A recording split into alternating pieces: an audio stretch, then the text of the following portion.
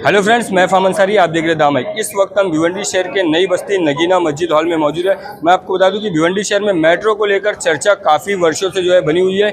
पहले ये बताया गया था कि मेट्रो जो है इसी रूट से जाएगी, कल्याण रोड जाने के लिए इसी रूट से जाएगी कल्याण, जिसमें 20-20 फीट गाले लोगों के तोड़े जाएंगे। उसके बाद इस पूरे मामले को कई सालों बाद पुनर्विराम लग गए और सीएम एकनाथ शिंदे साहब की तरफ से जब ये सामने आया कि भाई अंडरग्राउंड होगी मेट्रो, तो लोगों ने खुशी जताई। तो इसी पूरे मामले को लेकर कल्याण रोड संघर्ष समिति के जो लोग हैं, जो उनकी टीम है, उन्होंने खुशी जाहिर की थी। लेकिन अब जो है फिर से कॉरपोरेशन के लोग जो है 20-20 फीट की मार्किंग कर रहे हैं, जिसके बाद स्थानीय लोगों में, जो कल्याण रोड संघर्ष समिति, उनके लोगों में जो है नाराज़गी देखी गई। और इसी को लेकर आज यहाँ पर एक मीटिंग रखी गई थी। हमसे बात करते हुए उन्होंने क्या कहा, आइए देखिए। सादाब भाई, आज यहाँ पर संघर्ष समिति की जानिब से एक मीटिंग रखी गई थी और किन मुद्दों पर वो मीटिंग थी और आगे की क्या आप सरकार से बात रखते हैं, वो जरा आप बताइए। देखिए, कल्याण रोड व्यापारी और रहवासी संघर्ष समिति के माध्यम से आज कल्याण रोड के व्यापारी और रहवासियों की मीटिंग रखी गई थी। साथ ही कल्याण रोड पे जितने भी धार्मिक स्थान हैं उनके ट्रस्टी भी मौजूद थे। मकसद एक ही था कि पिछले 10 साल से लगातार कल्याण रोड के रहवासी, साथ ही व्यापारी, ये सभी लोग मिलकर समन्वय रूप में एक लड़ाई लड़ रहे हैं कि डेवलपमेंट प्लान में के तहत पिछले 50-60 सालों में इस रोड के लोगों ने लगातार अपनी अपनी दुकानें व मकान तोड़कर शहर के हित के लिए रास्ता बनने दिया, लेकिन बदले में ना मुआवजा मिला, ना कोई को पंचनामा मिला, ना इंसाफ मिला।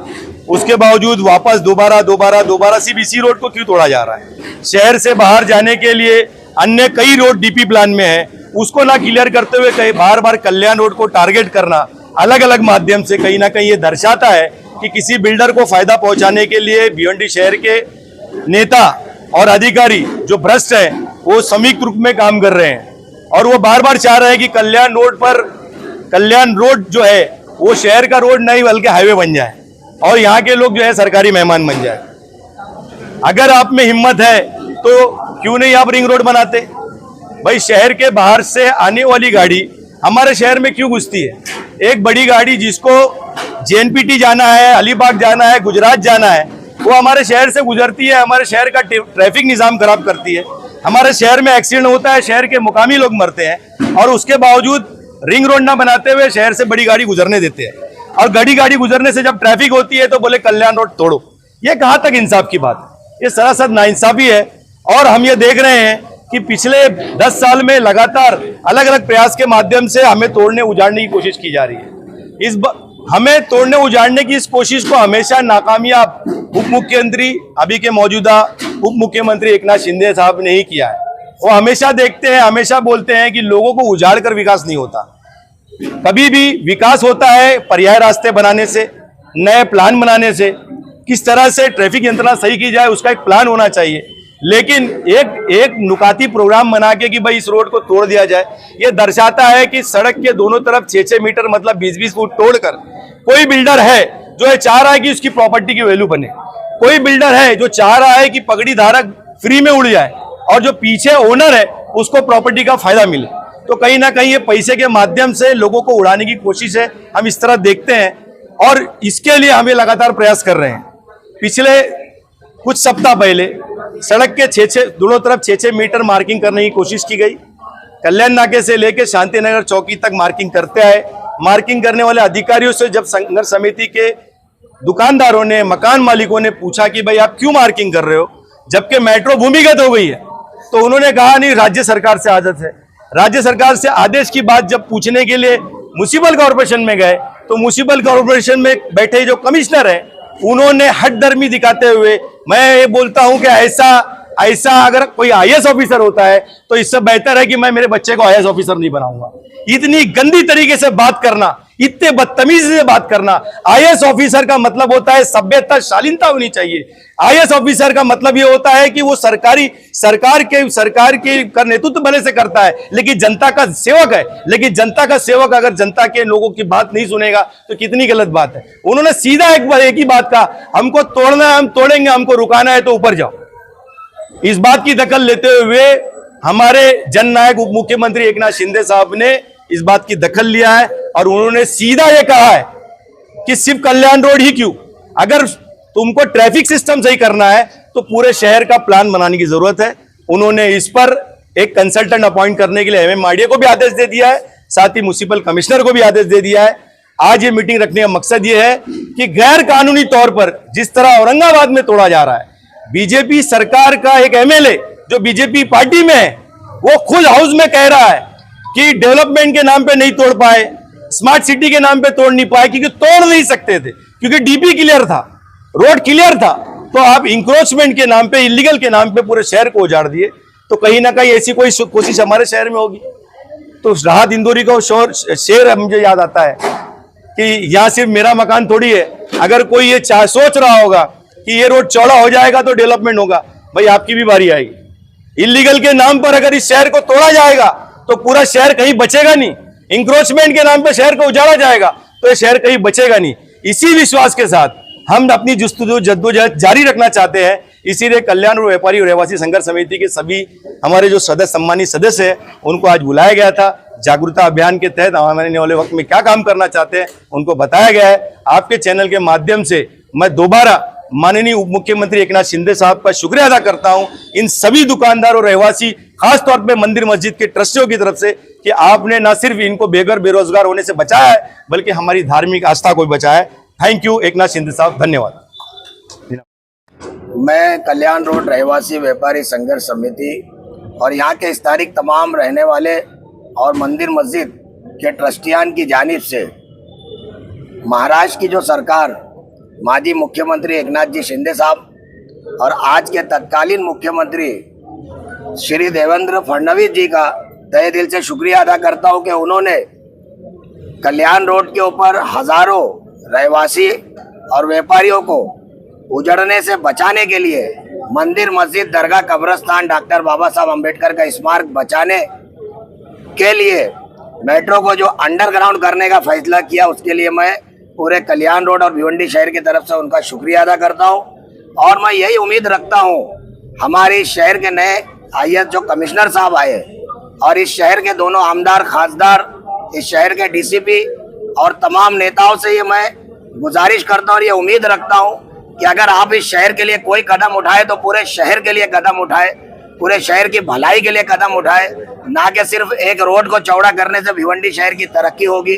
अगर भिवंडी शहर की तरक्की वाकई आपको करना है तो भिवंडी शहर का जिस तरीके से सम्माननीय माजी उप मुख्यमंत्री एकनाथ जी शिंदे साहब ने पूरे शहर की भलाई के लिए आदेश दिया है, एक जो बेहतरीन कमेटी बनेगी उसमें आप पूरे शहर के लोगों को भरोसे में ले।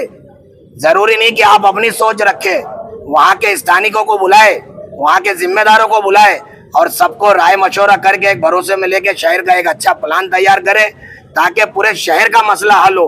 और जिस तरीके से पिछले 10 सालों से हम परेशान हैं, ऐसी परेशानी और किसी के साथ ना हो, यही गुजारिश करता हूं।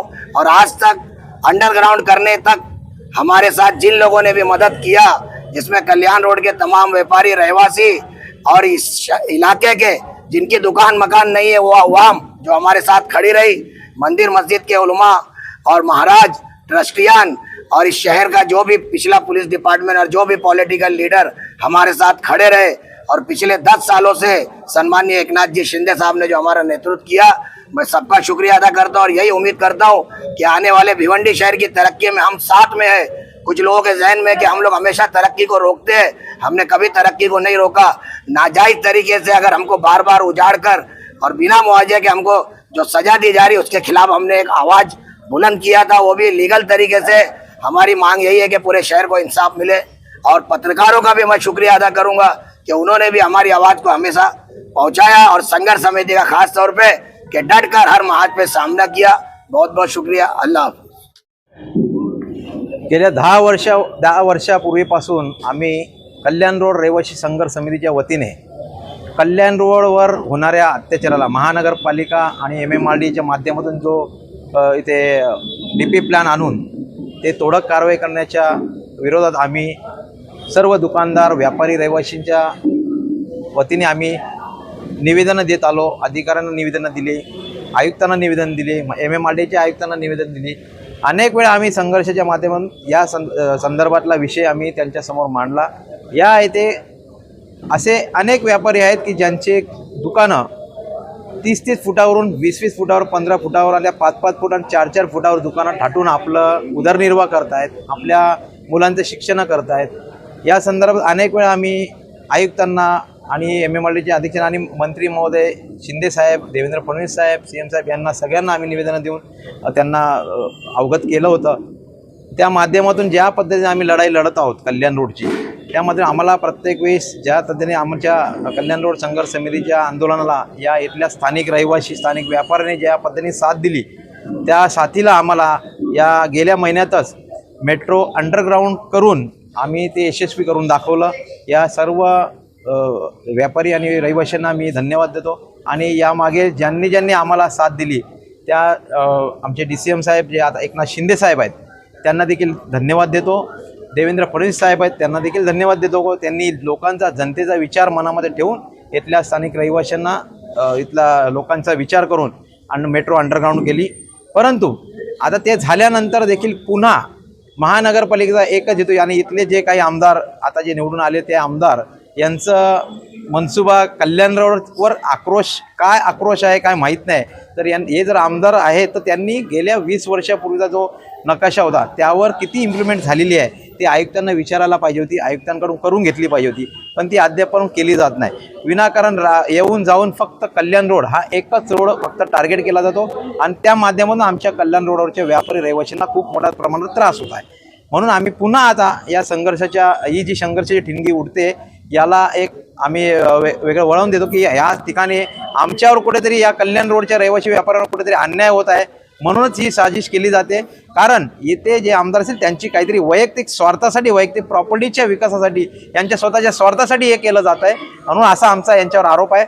मला असं वाटतं की या आरोपालाचं खंडन आम्ही हे जे लागले यांच्यावर जे आरोप आहेत हे सिद्ध झाले आहेत यांच्यावर. म्हणून यांच्या पायाखालची वाळू सरकली. म्हणून यांनी आता नवीन षडयंत्र रचले की या रोडवरून डबल डेकर प्रयोजन करून, प्रस्ताव करून त्या प्रस्तावाच्या माध्यमातून पुन्हा कल्याण रोडला 6-6 फीट 6-6 मीटर म्हणजे 20-20 फूट तोडून आम्ही या इकडून डबल डेकरचा प्रयोजन करावं असा नवीन षडयंत्र प्रस्ताव यांनी नेमलेला आहे. परंतु आमच्या कल्याण रोड पुढील जेवढे रहिवासी व्यापारी आम्ही एकच ठरवलेलं आहे, आज सगळ्यांनी शपथ घेतली आहे की याच्यानंतर आम्ही याच्यापूर्वी 3 वेळा आमचं रोडवर रस्ते, दुकानं, घरं तोडून रस्त्यासाठी आम्ही योगदान दिलेलं आहे. पण याच्या परत आमच्याकडे आता कुठल्या पद्धतीने देण्यासाठी जागा उरलेली नाही. आणि जर तुम्ही जोरजबरदस्ती करत असाल तर आम्ही सगळे संघर्षाच्या माध्यमातून आमच्या जीवाची बाजी लावून या रोडवर कुठल्याही पद्धतीचा आता विस्तार होऊ देणार नाही. तुम्हाला जर विकास करायचा असेल तर अन्य रस्ते करा.